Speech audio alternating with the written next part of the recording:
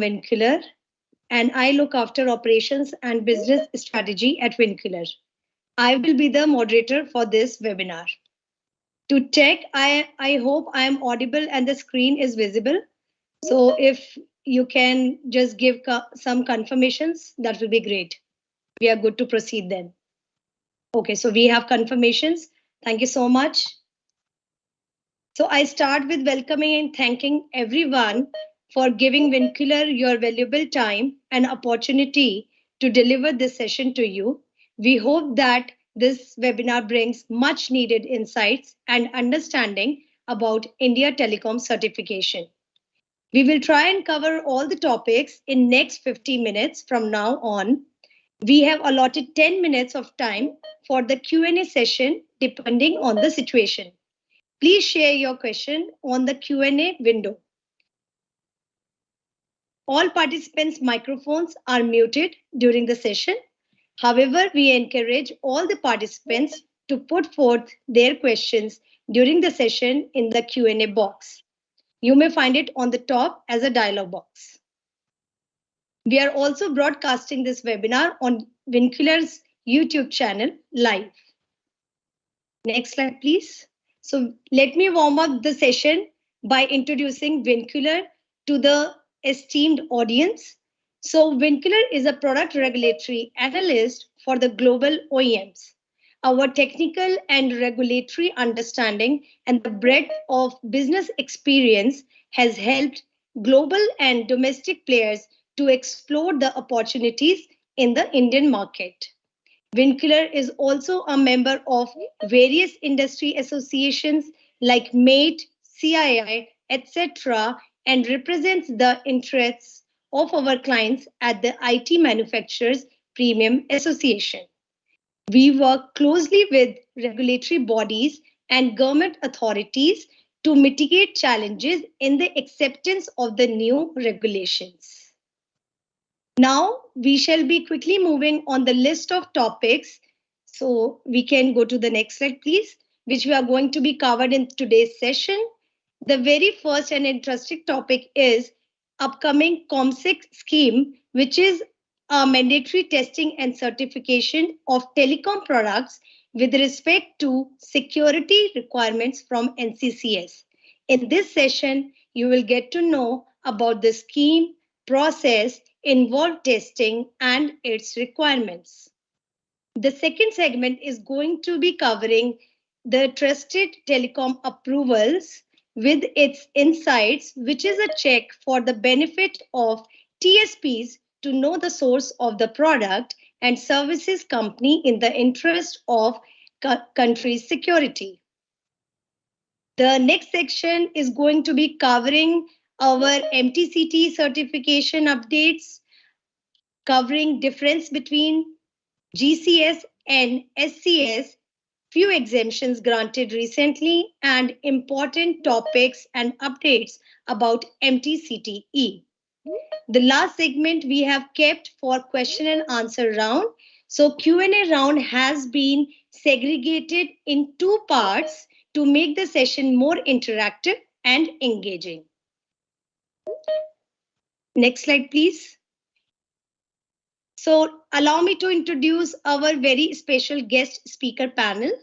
Today we have our special guest speaker is Mr. Pushpendra Kumar Singh ji, who is serving as Deputy Director General, Security Assurance Standards and the Chief Information Security Officer in Department of Telecommunications. In the past, he has served in TC and Term Cell in the capacity of a director as well.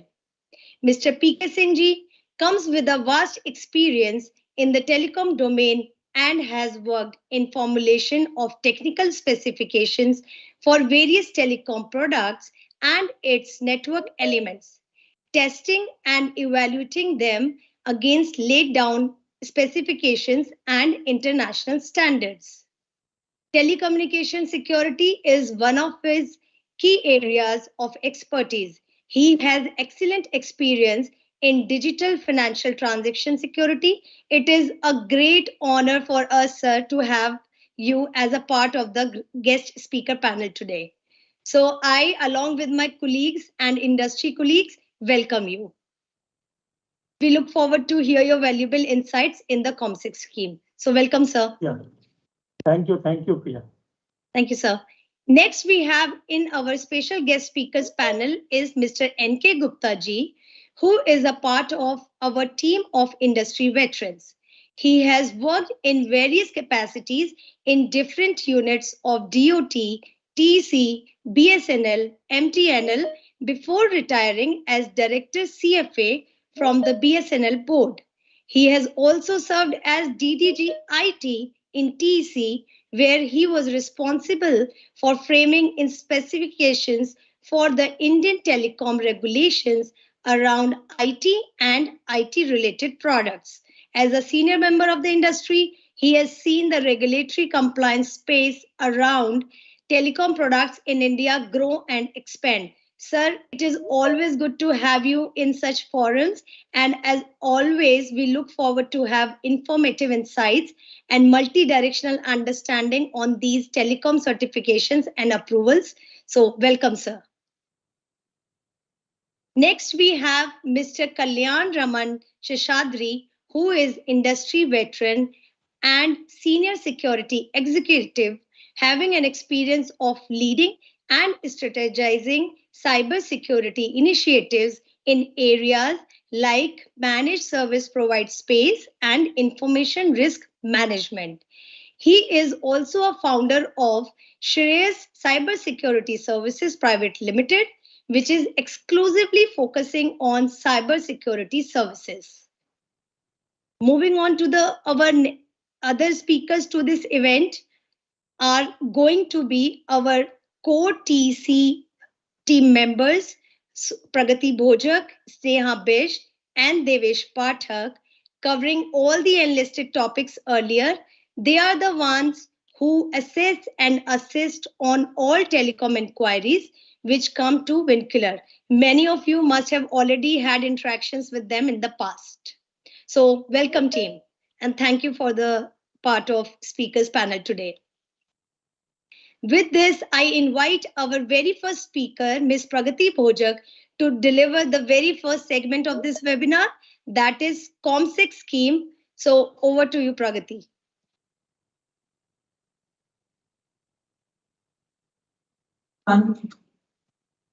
It's nice to see you all. Today, I'll be talking about the security testing requirements for telecom equipments. To start with, I would like to touch base on the widely discussed MTCTE regulation. As we all know, every telecom equipment must undergo mandatory testing and certification prior to import, sale, or use in India. With respect to the same, the procedure of mandatory testing and certification of telecom equipment, MTCTE, was formulated by DOT, the Department of Telecommunication.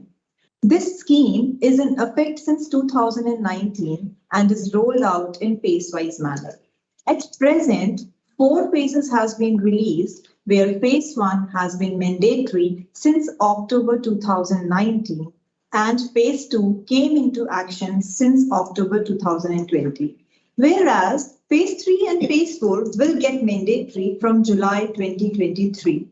While MTCT guidelines were being framed, it was decided that in order to get the product tested under this regulation, the product has to be tested for safety and EMC/EMI, technical requirements which would include testing of the product for IPv4, IPv6, dual IP, RF, and other parameters.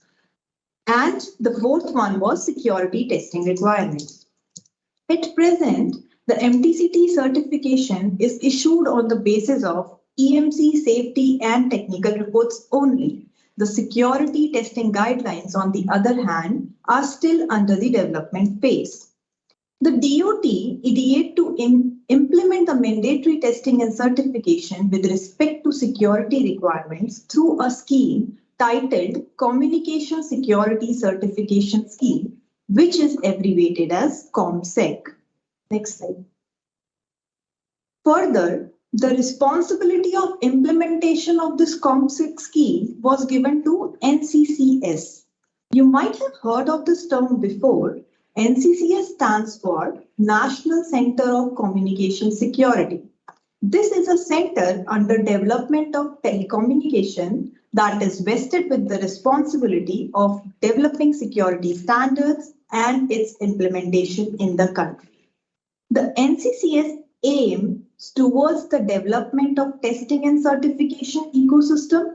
It ensures that the telecom network elements meet compliance requirements pertaining to security assurance of the telecom products.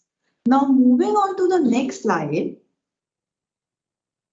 we have the divisions of NCCS and the key activities involved in the implementation of the ComSec Scheme by NCCS. The first being the Security Assurance Standard Division. Like in MTCTE, to test the product for EMC safety and technical, we refer to Essential Requirements, ER.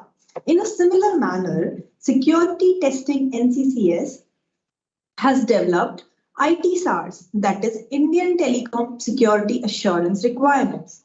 This is a document which would give the list of security requirements that a telecom equipment or a group of telecom equipment must comply with.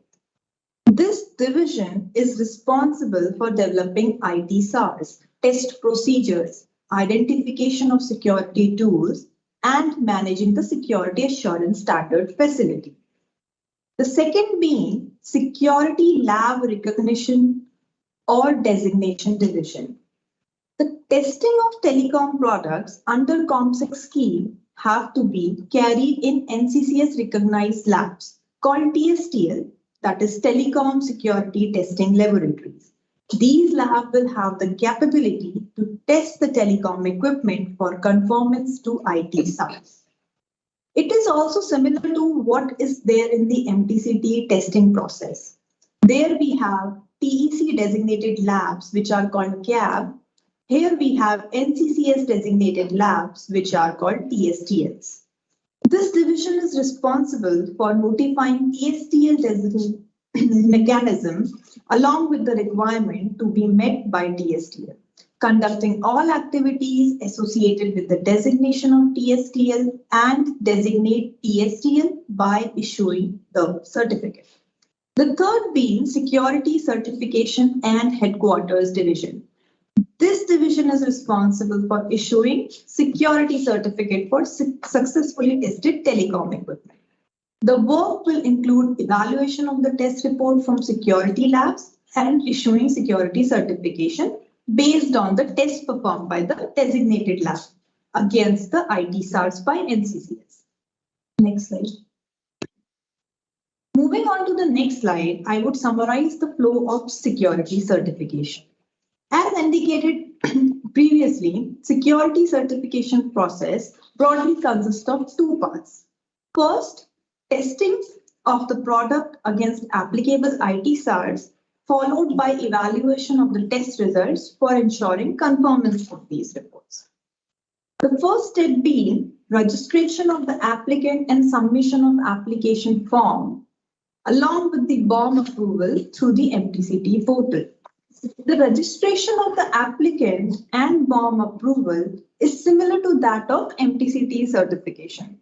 The only difference is that BOM for the purpose of security certification shall include database, cryptography module, and any other third-party proprietary software used in the equipment apart from other hardware defects. The second step being, after the BOM approval, applicable fees have to be paid and applicant selects the designated TSTL from the MTCTE portal.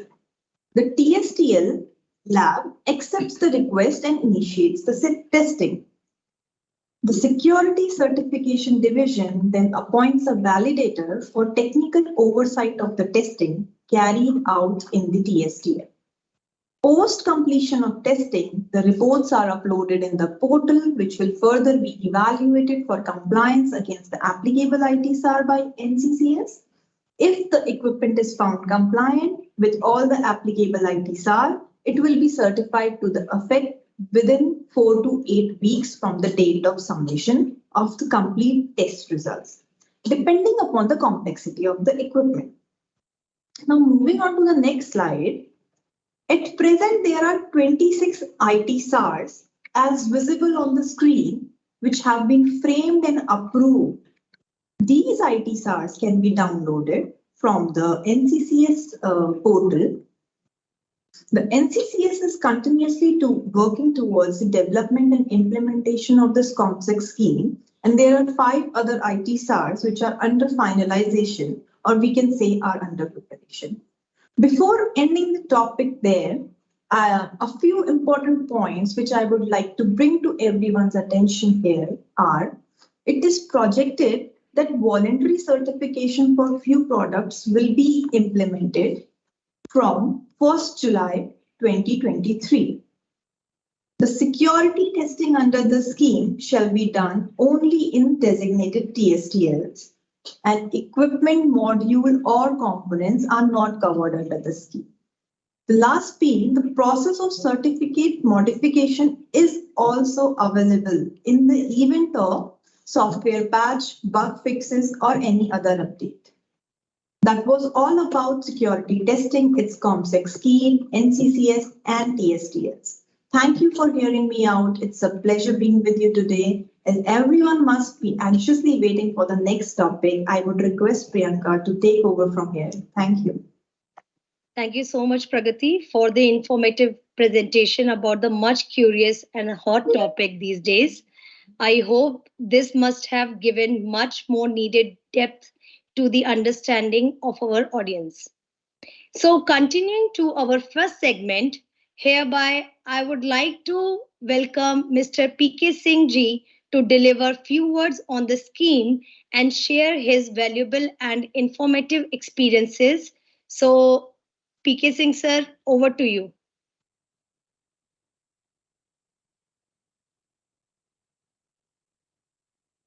Thank you, Priyanka. Very good morning to all. This effort from Vincular is highly appreciated and is really required, and I'll say is being conducted at a very opportune time when testing in the country is about to take off.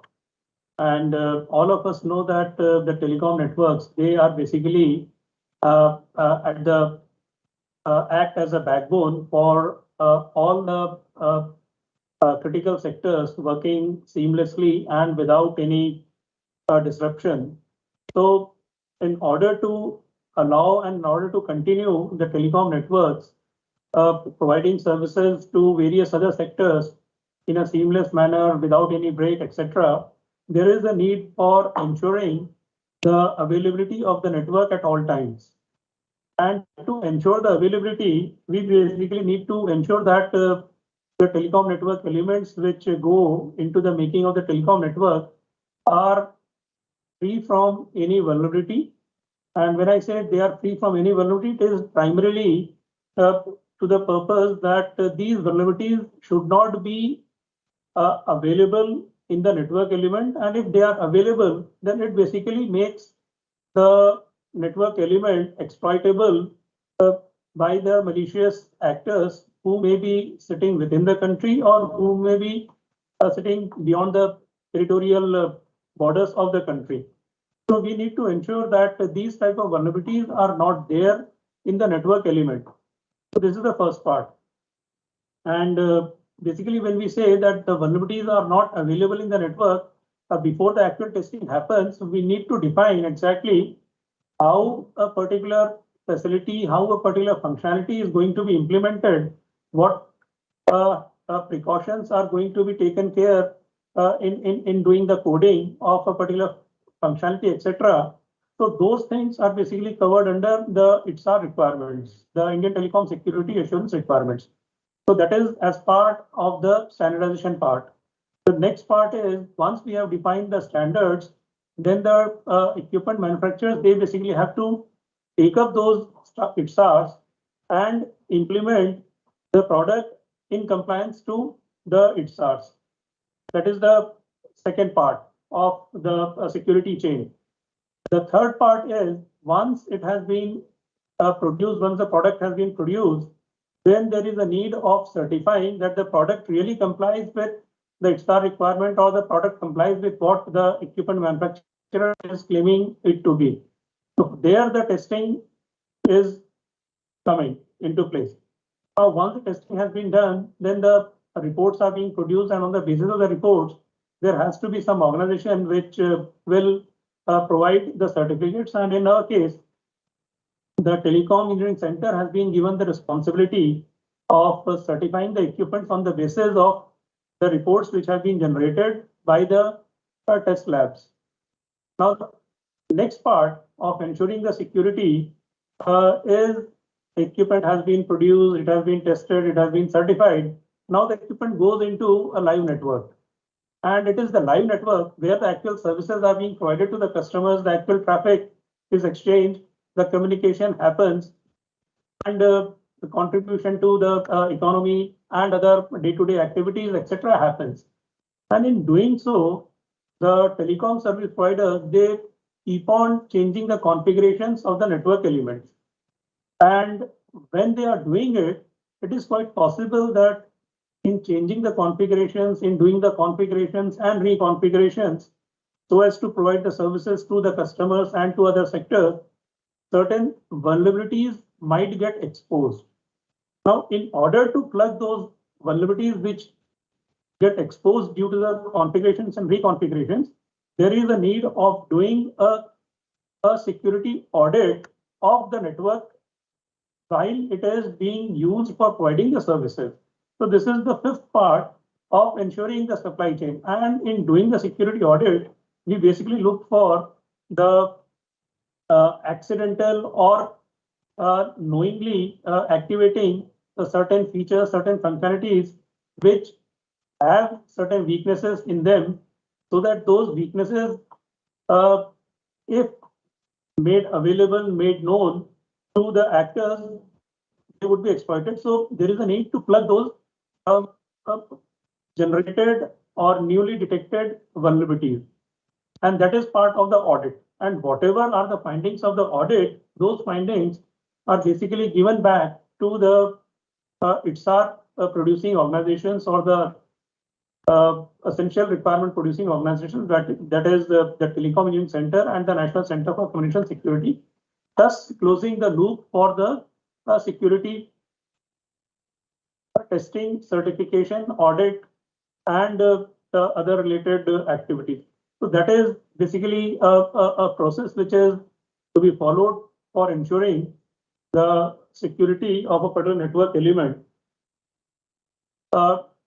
NCCS has been entrusted with the responsibility of developing the entire testing, security testing ecosystem in the country.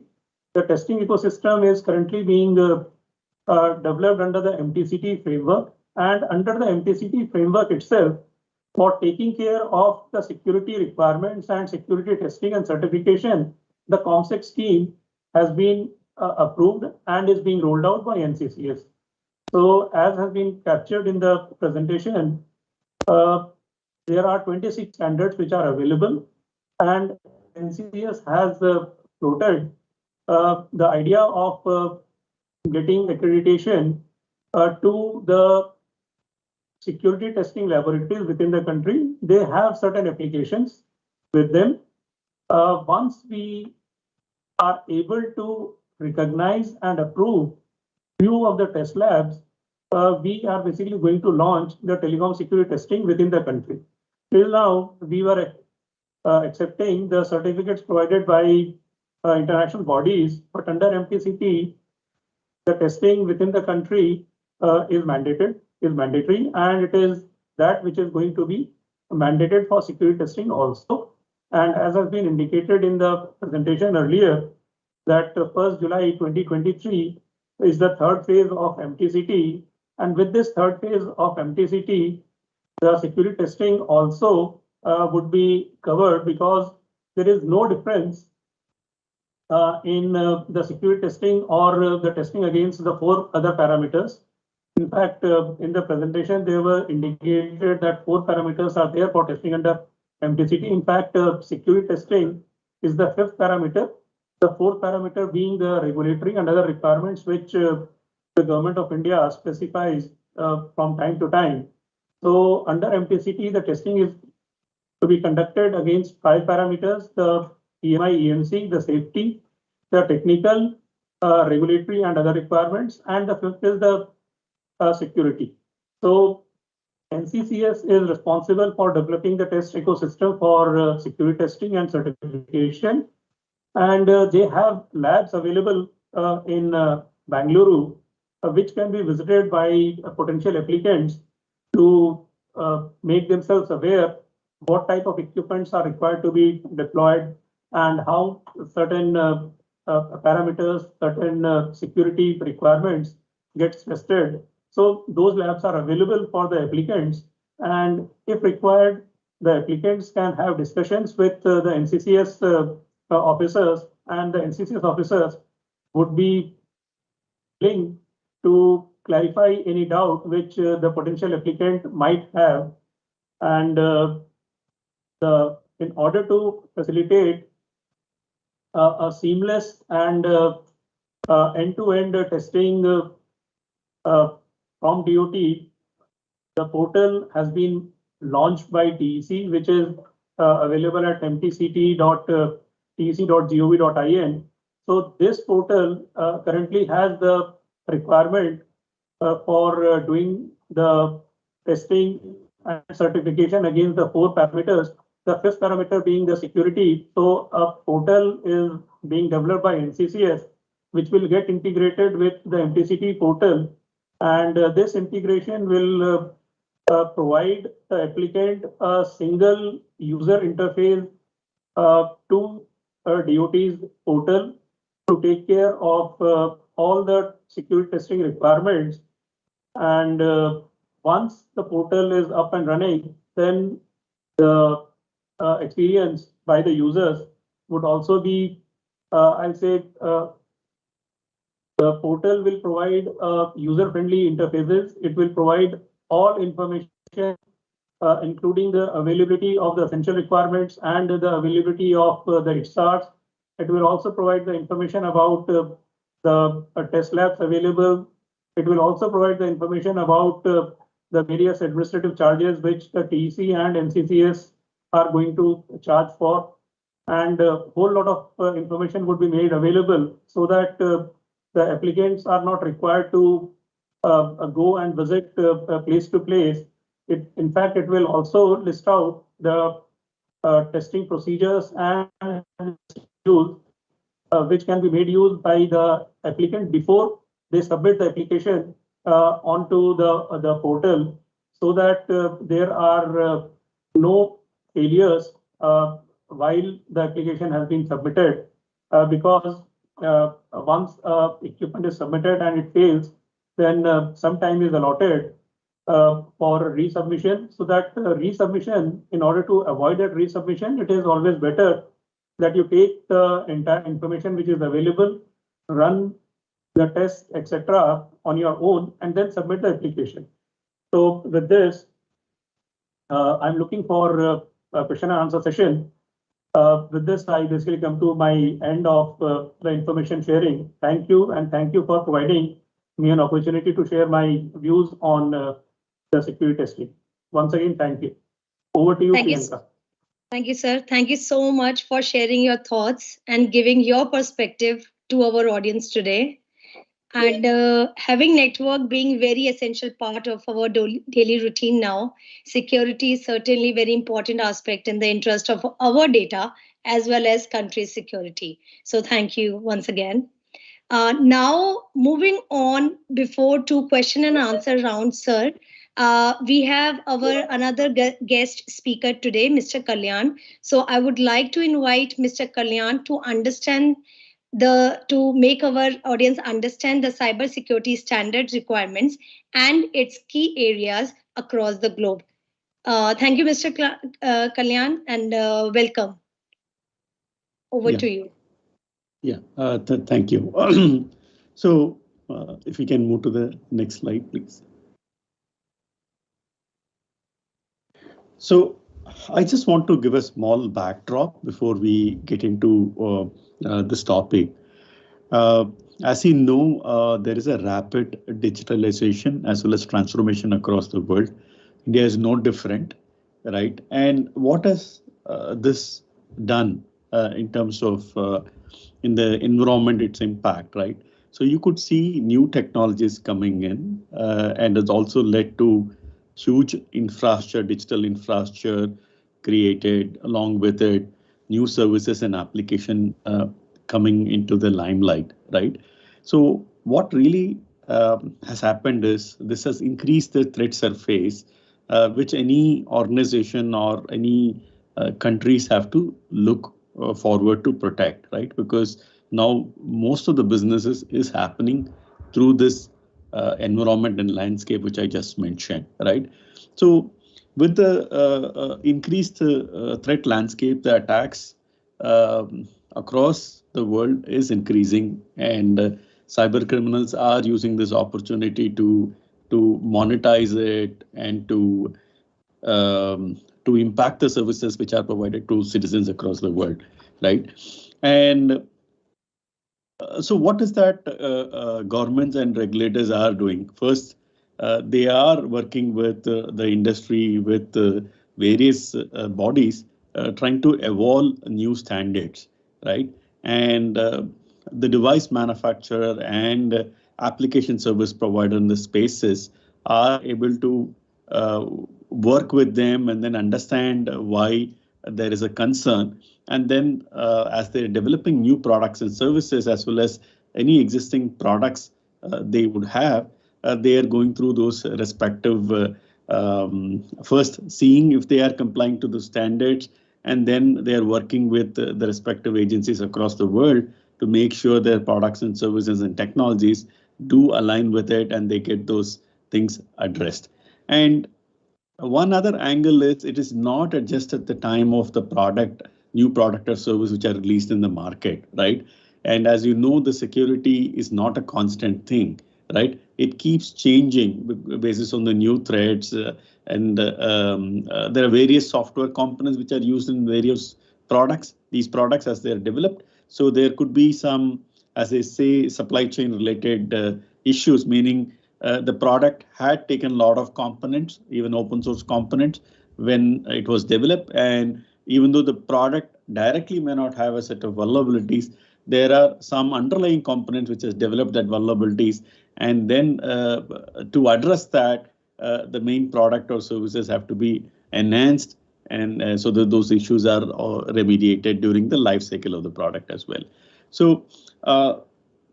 And one last concluding thought on the backdrop, the surveys from OECD is pegging the impact of cybersecurity incidents up to the tune of 20% in future, right, of the GDP of any country, right? So with rapid digitalization happening in India, these numbers are too huge, and in fact, no country can actually handle that. And in developing countries like India, it's going to be even more difficult if those predictions were to come true, right? So with this backdrop, I just want to take a few minutes to give you a view on what's happening in the European Union. And the topic I've chosen today is on the consumer side of things, right? Even though when I say consumer side of these technologies, you also know, even in large enterprises and in our own organizations, lot of these consumer technologies are right in center in either in the core as well as in the supporting aspect of it, right? For example, the smart TVs and the connected electrical appliances is there everywhere, even in the enterprise today, right? Even though it started at the consumer side of the story, but it's pretty much there in all the enterprises today, right? So the security issues which are there in either the electrical heaters or smart TVs or connected refrigerators, all have an impact on overall cybersecurity posture, right? And increasingly, all these systems are also connected to our core systems, as these are feeding in some valuable insight and which can help the other process the overall ecosystem. So with that angle, the European Union, all the members and the respective forum had come up with the cybersecurity guidelines on the consumer IoT, right? As the word implies, it is not a standard, right? So they are focusing on the outcomes, and of course, this is not designed to make sure there can be no attacks which can happen on the environment, right? Let's say for nation state attackers who might have unlimited resources in their disposal. This guidelines are not really making an effort to prevent those from happening. But what they are saying is there are easily addressable issues. If basics are done correctly, it can quite put a stop to some of these common attacks, right? So you could have heard, let's say, the home routers being part of a botnet network, right? Because that's been compromised, which has a standard username and password for every device, and consumers were not aware and they didn't change it. And that's now becoming a part of large bot network and attacking large enterprises or even the countries as well, right? So this guideline essentially came in about a couple of years back, essentially to address some of these common issues. And they also came up with an assessment basis on how well these guidelines are being adopted. They can assess that particular a particular product or technology, whether how much they are complying to, right? Can we move on to the next slide? So there are different set of tests which typically is being done, right? You would have heard about dynamic application security testing, which essentially looks at the source code of the product or services which are being developed.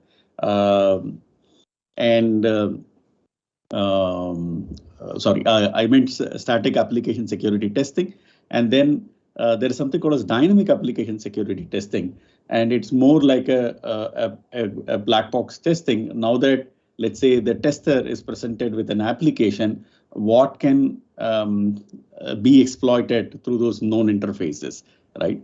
And then followed with a config reviews as well. Let's say it could be a router, it could be a security device, where by default, whatever configuration is being built by the system, is it securely built, right? And of course, for larger and complex systems, there is a threat modeling aspect as well, which is largely a tabletop exercise from a tester's point of view. And what are the different types of risk? And there are frameworks like Stride which are being used to make sure that whether the product, whatever has been designed, what threats and vulnerabilities it is supposed to address, and how well it is addressing, right? So they look at it from using of course, there can be a set of tools, but since it is done towards the end of the cycle, so it is more a tabletop exercise at that stage. So these are various, I've talked about some of the key test methodologies and key focus area. And in all of this, right, what is that the testing agency looks for, right? They look at starting with very simple issues, right? In the past, you would have noticed that all the devices, right, it could be a dongle, it could be a router, it all had username, password as admin, right? I think 7-10 years ago, you would find that.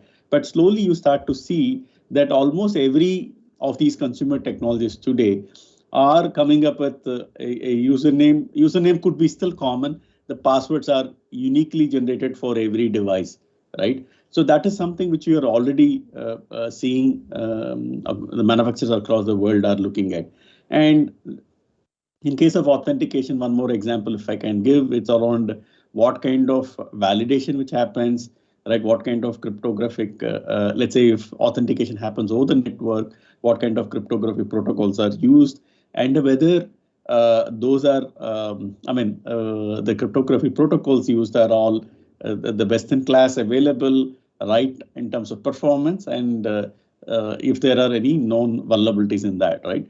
So those are a few things which are being looked at, right? And looking at other angles as well, right? The whole consent, right?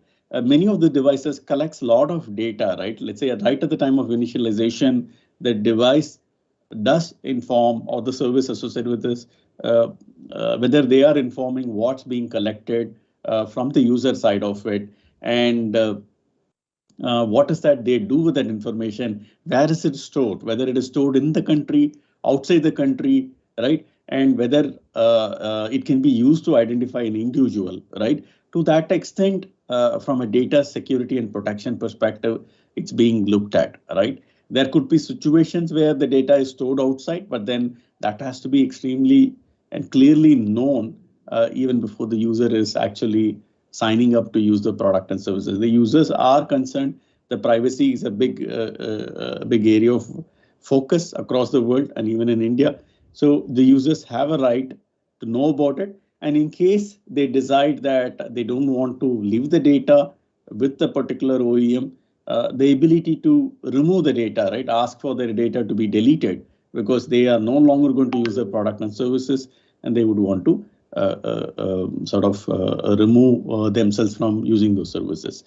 So, and lastly, I think the telemetry part is also something which is of focus, which is, like, say, what data, I mean, how different tracking happens, right? And what kind of data again goes back to the OEM, right?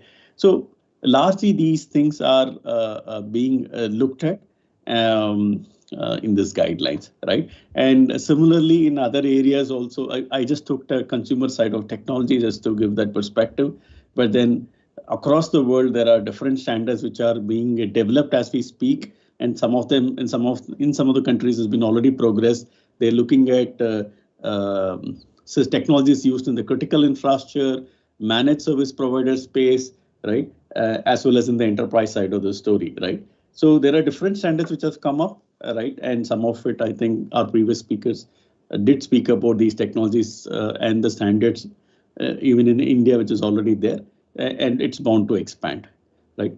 I leave this thought with you to further look at these dimensions as you go through those towards the journey.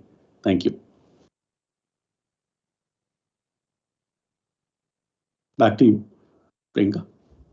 Yes, sir. Thank you so much. Sorry, my mute. Thank you, Mr. Kalyan, for your presentation and giving us the glimpse of practices and consideration of security aspects globally. In the same regard, on the ongoing segment, we have received few of the questions from many of the participants. However, we shall be putting only few of the very important questions to Mr. P.K Singh Sirji due to the time constraint. So we have our very first question is, trusted vendor is applicable only to vendors who supply products to TSP or ISP.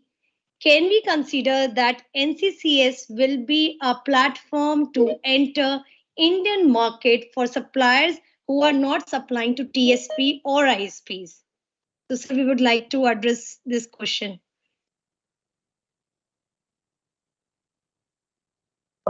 Thank you, Priyanka. And whoever has asked this question, I must appreciate him. In fact, see, currently, Government of India is having two parallel yet mutually enforcing schemes which are there. The first is the Trusted Telecom Directive. That the complete name is basically the National Security Directive for Telecom Sector. That is the scheme of NCCS, and the second scheme of Government of India is the mandatory testing and certification of telecom equipment. So both are basically strengthening each other in the sense the NSDTS is currently applicable to service providers only. The telecom service provider, if they intend to deploy a network element into their network, so that product has to be a trusted product and the trusted product has to be from a trusted sources. And the entire process of identifying the trusted source and the trusted product has been defined in the National Security Directive on telecom security. So this is basically applicable only to the telecom service providers network. Now, what about the equipment which goes into the customer premises or the enterprises make use of, which gets connected to the telecom network? So currently, these networks, the security incidents which we have observed, what has been done is the core equipments of the telecom service providers network, they have not been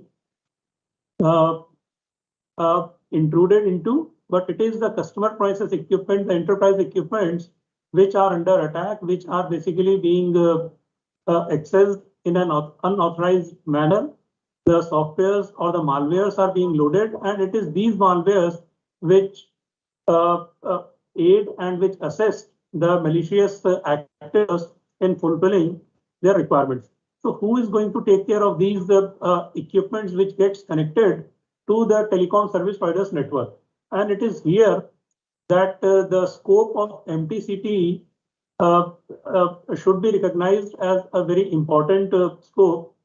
It says that before equipment is sold or imported into the country by anybody, whether it is the telecom service provider or whether it is to be used by a customer or whether it is to be used by an enterprise, it is required to be tested and certified prior to its sale in the country.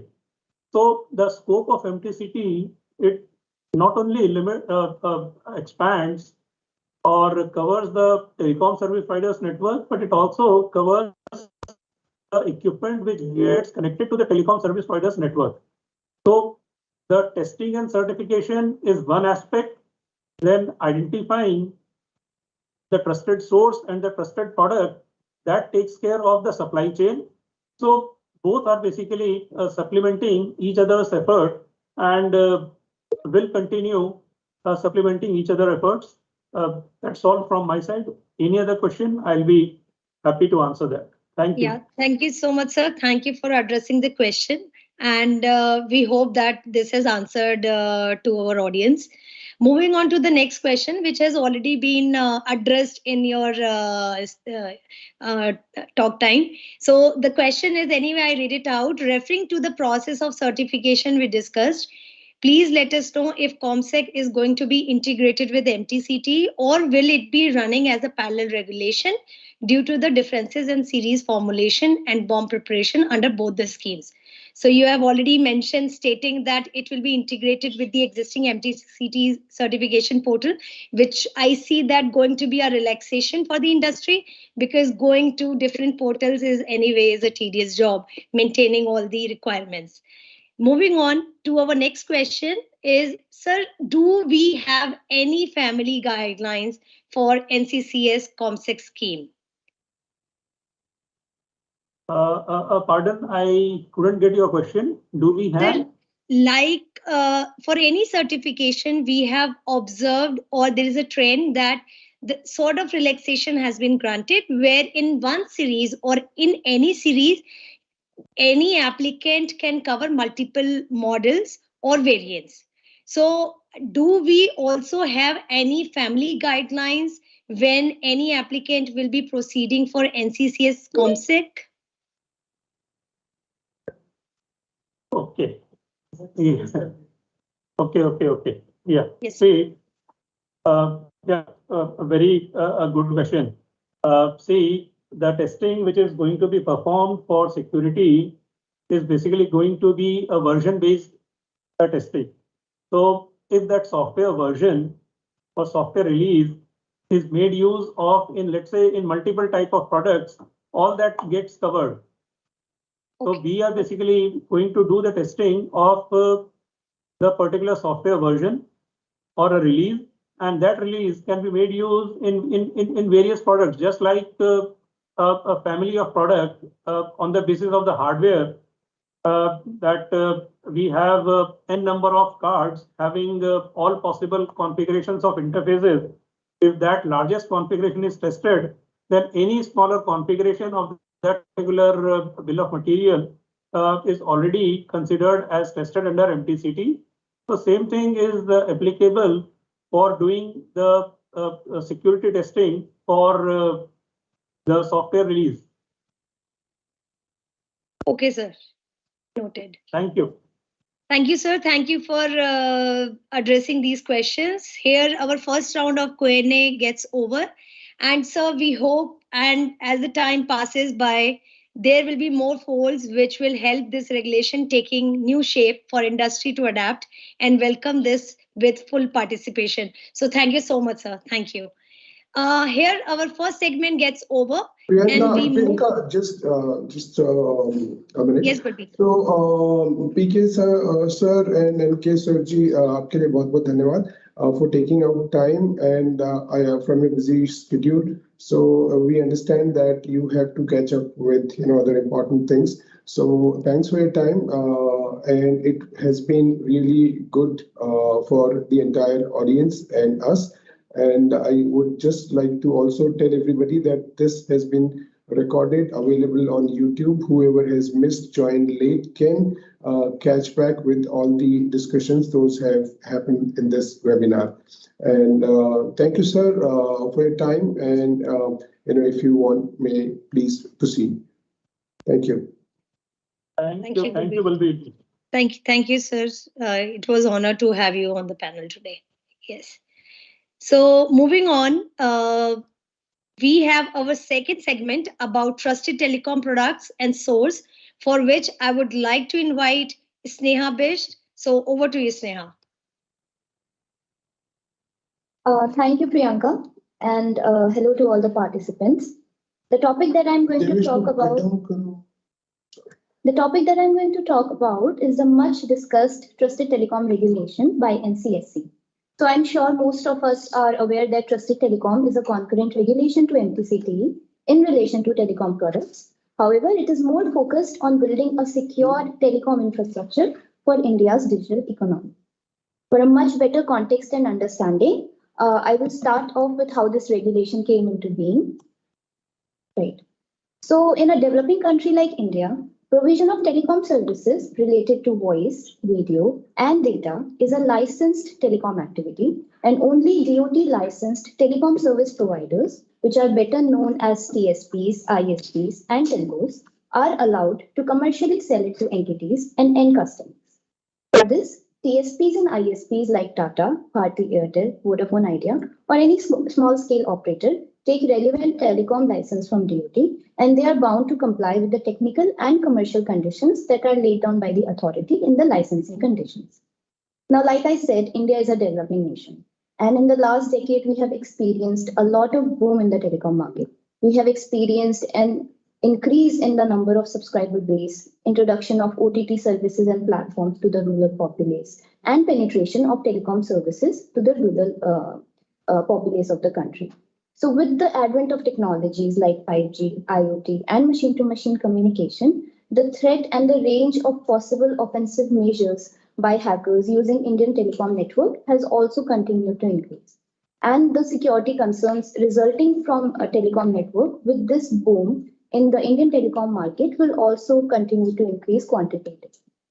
Now, to strengthen the backbone of Indian telecom infrastructure, the Government of India directed the Department of Telecommunication to issue a directive which now came to be known as the Trusted Telecom Regulation. So based on this directive, the technical conditions in the telecom licenses were also modified to fit this directive, and various stakeholders were expected to comply to the regulation. Now, when I say stakeholders to the regulation, I mean the TSPs and the sort of telecom equipment that they are using in their telecom infrastructure, and also the product manufacturers, the OEMs, from whom these TSPs are procuring their telecom equipment. Under this directive, the telcos and OEMs are required to create an account on the Trusted Telecom portal, and they are expected to submit necessary details of the telecom equipment. Based on this, the Government of India will declare a list of trusted sources and trusted products for the benefits of TSP, and this shall be produced based on the inputs given by the TSPs and OEMs in their respective Trusted Telecom portal and based on the authorities' scrutiny of these details. Now, with that context and background of the Trusted Telecom regulation in place, I will move on to the next slide, which will cover a small brief on the governing authority for this regulation. So the Government of India has appointed National Cyber Security Coordinator, NCSC, as the designated authority for the Trusted Telecom requirement. NCSC in turn has devised the rules and regulations that are to be followed by the stakeholders, the TSPs and the OEMs for this regulation. NCSC's decision making will be done by a committee that will be headed by a deputy NSA, and it will consist of members from the relevant ministries and departments in the Government of India. It will have 2 members from the industry and 1 independent expert, and this committee is called the National Security Committee on Telecom, NSCT. Now, this Trusted Telecom Directive has already been made effective from 15th June 2021. Every telecom licensee, every telco, every TSP and ISP must mandatorily comply with these directives, and now they must ensure to deploy only trusted products from trusted sources at their premises. Now, most of the attendees for today's webinar are the product manufacturers, right? The OEMs and the manufacturers of telecom products. So I will now proceed on to the next topic of discussion, which is what this Trusted Telecom regulation entails for the OEMs. So the procedure for compliance against the Trusted Telecom regulation, specifically for an OEM, will begin once a telecom service provider submits an application on their Trusted Telecom portal, stating that they are using this telecom equipment from this OEM in their telecom infrastructure or in their data center or in their telecom premises. And with that, the Trusted Telecom portal will notify the OEM, and the OEM can start with the process of creation of their own account on the Trusted Telecom portal. The OEM here would have to designate a nodal officer on behalf of the organization. This person would fulfill all obligations of the regulation on behalf of the OEM. And based on the letter of authorization that is submitted in his name, the login credential of the Trusted Telecom portal account for the OEM will be provided to this entity. So there are 2 options to the OEM for filing under the Trusted Telecom regulation. For filing under the trusted source option, the OEM will have to submit important information related to their company, the legal status and documentation of the company, details with respect to the Indian and foreign shares held by the company, details with respect to the manufacturing facility. If any license is possessed by this OEM, such as the dealer possession license, details of EMS vendors for components like PCB. If this OEM company is a subsidiary, then they would also have to submit parent company details. If any component is being sourced from a non-India registered vendor, then the NIR vendor details will have to be furnished on the Trusted Telecom portal, and any supporting documentation in the matter will also have to be submitted by the OEM. The second option here would be for filing under the trusted product category, and this would be as per the details submitted by the TSP in their particular Trusted Telecom portal. Now, the OEM here will have to submit exclusive detail pertaining to a telecom product, which would be related to the hardware component present in the product, the software components, programmable components, manufacturing sites for these components, any intellectual property right holder information with respect to the hardware and software that is installed in the product. And in the same manner, supporting documentation in the matter will also have to be submitted. Based on the inputs that the OEM company will submit in their account, the committee will evaluate, and based on the outcome of the evaluation, the OEM company will be designated as a trusted source, and the telecom equipment will be classified as a trusted product. Now, recently, in some of the cases, we also experienced TEC requesting OEMs for showcasing the Trusted Telecom status of the company and the model for granting MTCTE approval. Now, one of the reasons that we foresee behind this request, like I mentioned earlier, could be in the interest of the National Telecom Licensing Regime governed by the Indian Telegraph Act, and it can also be in the interest of the national security to safeguard the backbone of the Indian telecom infrastructure against malicious threats and attacks. MTCTE and Trusted Telecom, both being focused around telecom equipment, are definitely co-existing regulations, but with a similar intent on having a certified, a secure telecom product in the Indian telecom infrastructure. With that, I will move on to the next slide, and for the benefit of everyone, I will quickly summarize the entire flow of the Trusted Telecom Regulation once again. So the first step here would be for a TSP to create an account on the Trusted Telecom portal, after which they would submit details of their telecom product present in their telecom infrastructure. Based on this, an intimation would go to the OEM, and this is where the role of the OEM will come into play. This OEM would have to submit details in order to create an account on the Trusted Telecom portal. They would submit requested details of the company. They would submit requested details of the telecom product. Or if they want a telecom model themselves to be certified as a trusted product, they can also submit details of that product. The committee NSCT under NCSC would evaluate all the details that have been submitted by the OEM entity, and based on the result of this evaluation, they would designate the company as a trusted source, and they would designate the product as a trusted product. So that was the entire flow of the Trusted Telecom Regulation, the Authority for Trusted Telecom Regulation. And with that, I will hand it back to Priyanka for the next speaker. Thank you everyone for listening so intently, and thank you so much for your time. Thank you, Sneha, for taking us through the process, which I see is not very complex, but due to limited area of information availability, this has been one of the inquired areas these days. So thank you for covering this. I hope our audience will have better understanding on how to proceed for this. Additionally to this segment, Mr. N.K Gupta ji was expected to deliver to illuminate more on the current situation of the trusted telecom vendors and products portals. However, unfortunately, he along with P.K Singh Sirji had to leave in between due to their engagement of other important matters. So we understand that as on today, any company supplying telecom products are much needed to adapt this trusted telecom registration, as this is in interest to national telecom security. I would also like to just mention that we are 100 plus participants to this webinar. I would like to state that we are running little late behind the schedule. So I would request all of you to stay tuned till the end. Thank you. Without taking any further more time, I invite Devesh Pathak to throw some lights on the recent developments in the MTCT. Over to you, Devesh. Thank you, Priyanka. Good afternoon to everyone. In the interest of time, I will keep it short and quick. So to start with, we have collected the highlight for you all. Let us start with the details about the MTCT certificates issued till now and the timeline for the certification taken. So as you all can see here, the number of certificates for phase 1 is 160. Number of certificates issued for phase 2 is 92. For phase 3 is 26, and phase 4 is 121. On the other hand, the graph on the right shows the time taken by TEC to issue these certificates. The important point to be noted here is the most of the phase 2 certificates were issued in 22 weeks after submission of application due to change in the government policies. However, the certificates of product covered in simple certification scheme are being issued in 1 to 3 weeks. Can you move ahead?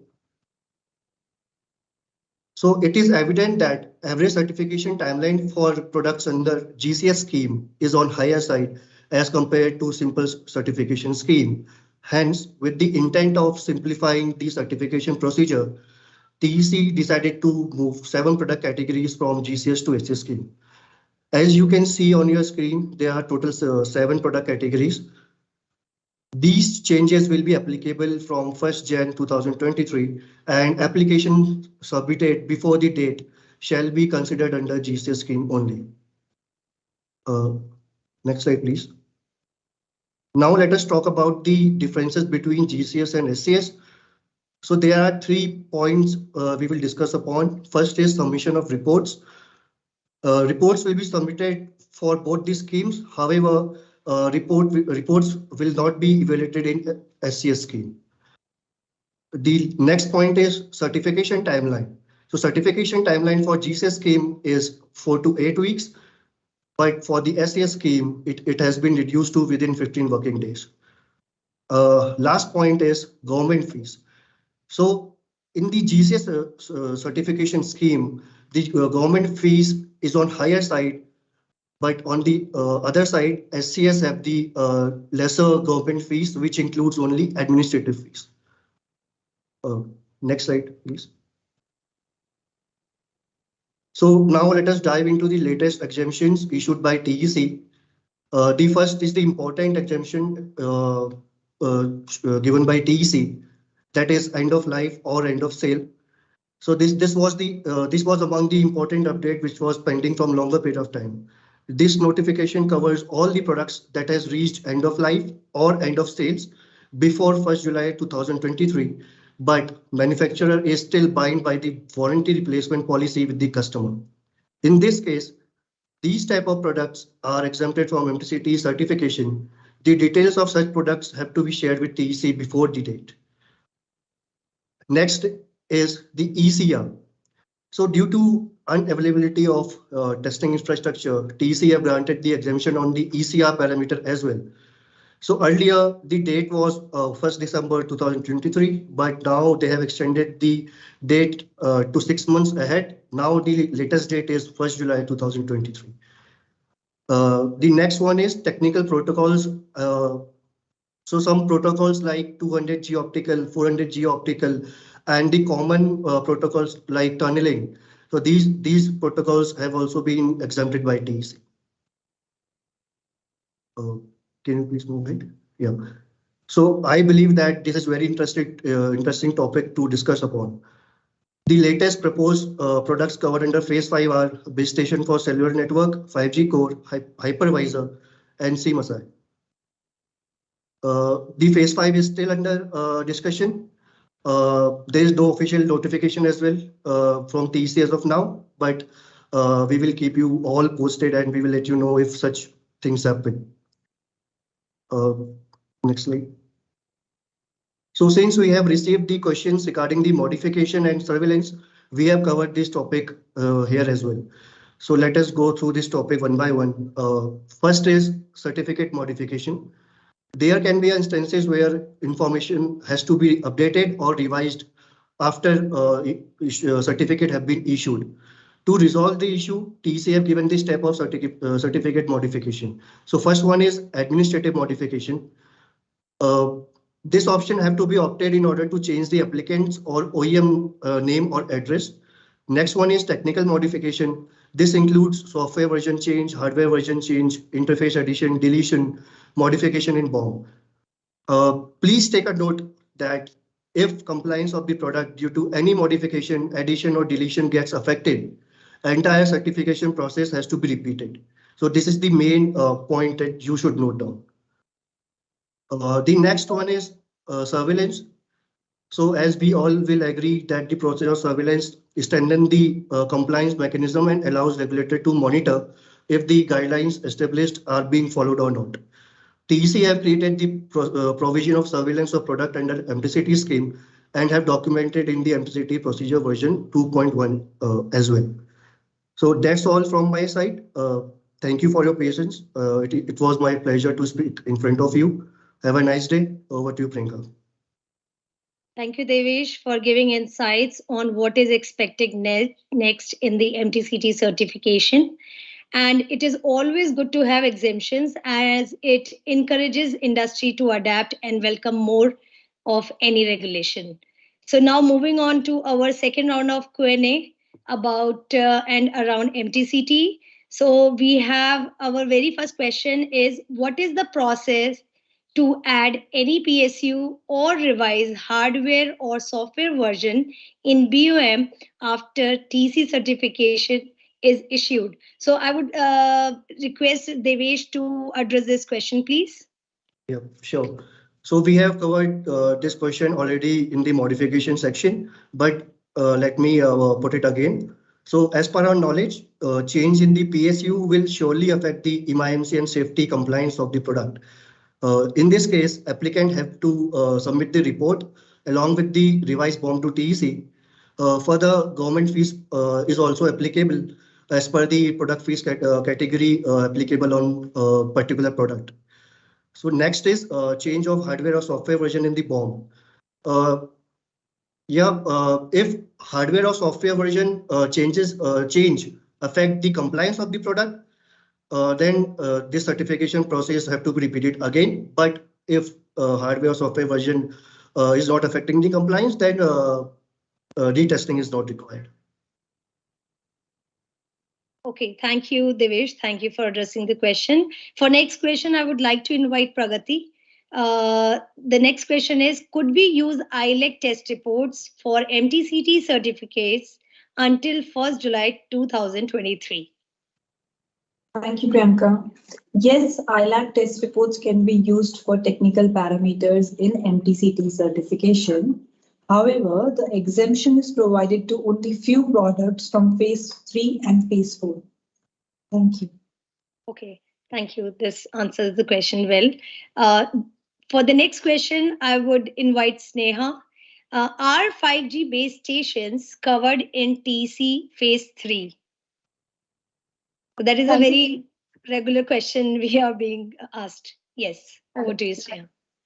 So although base station as a product category and its variants are covered under phase 3 of MTCTE, but 5G being launched very recently in India, the 5G variants of this product category are expected to be covered under MTCTE in the later phases. I hope that answers the question. Yes, and I think many people will be happy to hear this. Yeah.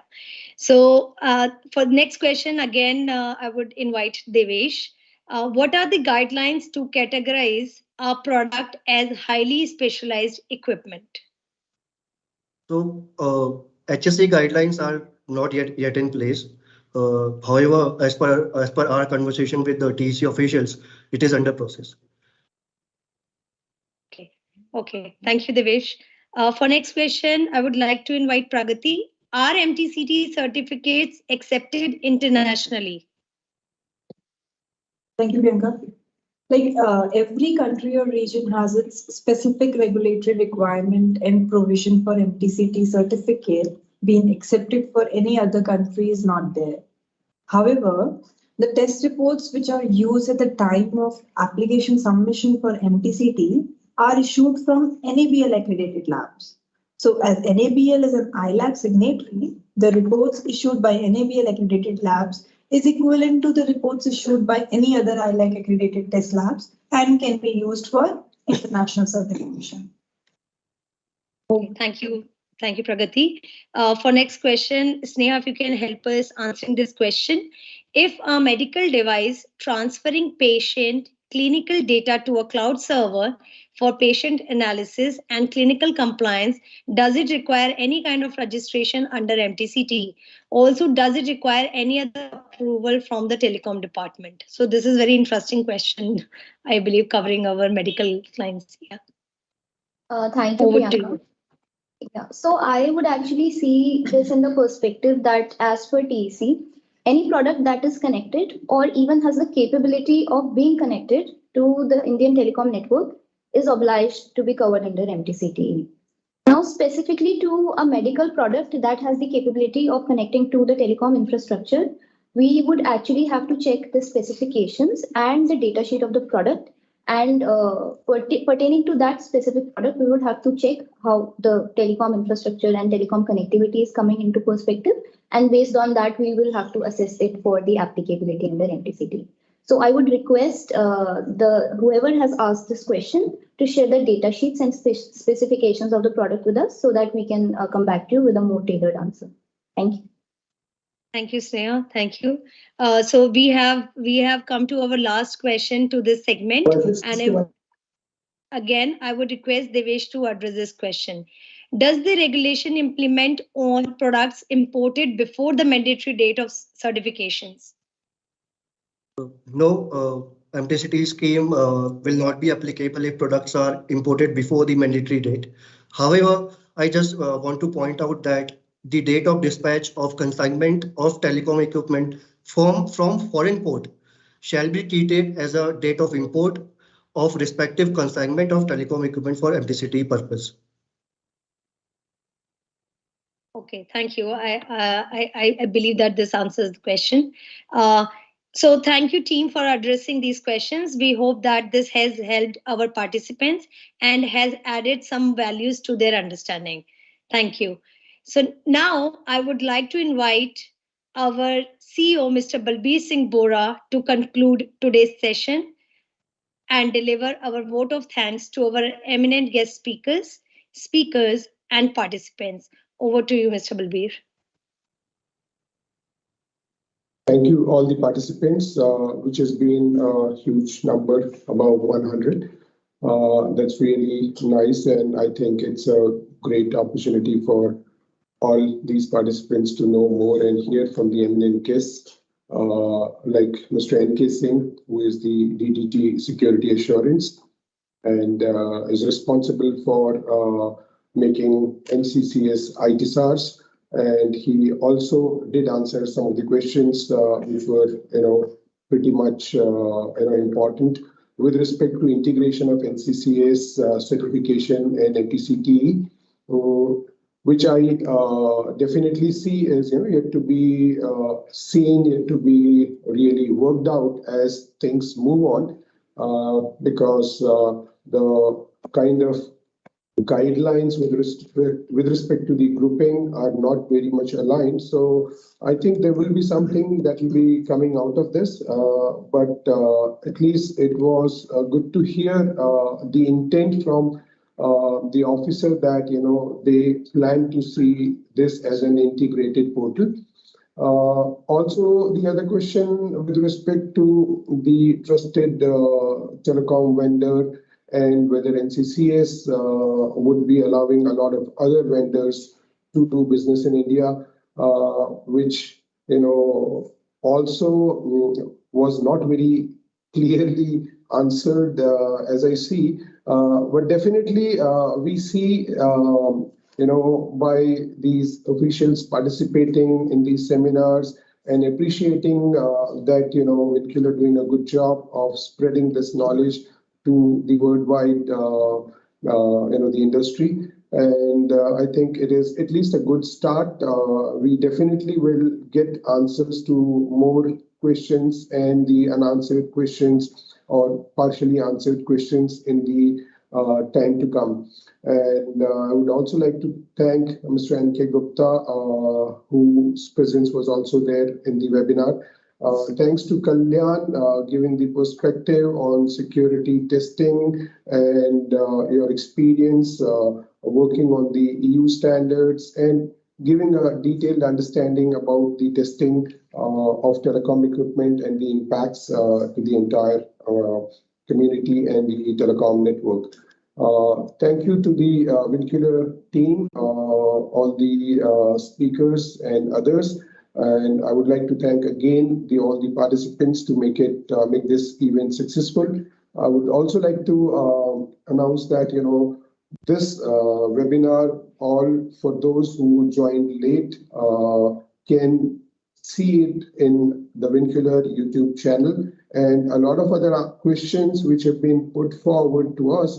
We will make sure we give the answers to those questions to you. You can reach out to us, any of our colleagues on email or on any kind of a communication media. We definitely will try and answer all your queries. So with that, I'll hand it over back to Priyanka, thanking everybody who made this event successful. Thank you. Thank you, Balbir. Thank you for your kind words. We, Vincular team, express and extends our gratitude to all the speakers and participants to give their valuable time and making the session a success. We hope that this session has added values to your information and has benefited in an expected way. The recording of this session, as Balbir already mentioned, can be accessed over Vincular's YouTube channel for future references. We shall be sharing the short presentation and all the questions with all their suitable answers to the best of our understanding over an email with all the participants. We shall also be sharing a feedback form for which I will request everyone to share your valuable inputs, which will help us planning and delivering such sessions more effective and successful. We shall definitely gonna come back soon with another interesting session. Till then, you may get in touch with us at sales@vincular.in or tc@vincular.in. Thank you once again. Have a nice day and a productive week ahead. Thank you. Thank you all. Bye-bye.